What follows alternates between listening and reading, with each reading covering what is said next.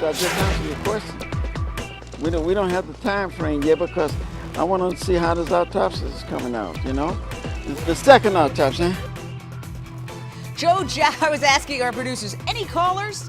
I'm sure we do. That's Joe Jackson, Monday, addressing the second autopsy requested by the Jackson family. Do we know what is happening with that? Lisa Bloom, a second autopsy designed to give the family comfort and also to get some information in faster, because apparently they can do the tissue and some of the other toxicology tests faster than the government can. Yeah, we'd all like to know those results, wouldn't we, Jane? But we just do not know. It'll also be very interesting if the private autopsy and the ordinary, government autopsy come to different results. They shouldn't.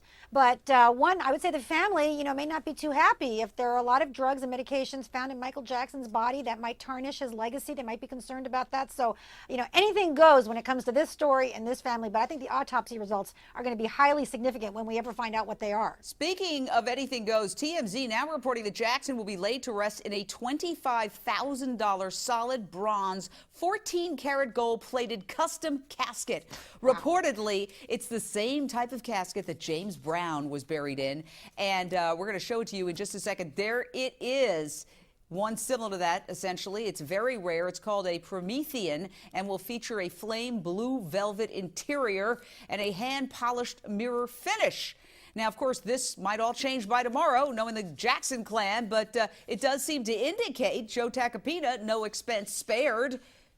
Well, why should there be? I mean, look, Michael lived a life, that was extravagant. He had a merry-go-round in his backyard. And so why shouldn't he go out, I guess, the way he's lived his life? And, I obviously I take absolutely no issue with that. I don't think anyone else should. So, but no expense spared. And I'm sure we'll see a lot more of the hoopla. And I'm sure there'll be white horses and things of that nature in the procession as well. We only have a couple of seconds. Jim Murray, give us a sense of what we can expect at the Staples Center next week.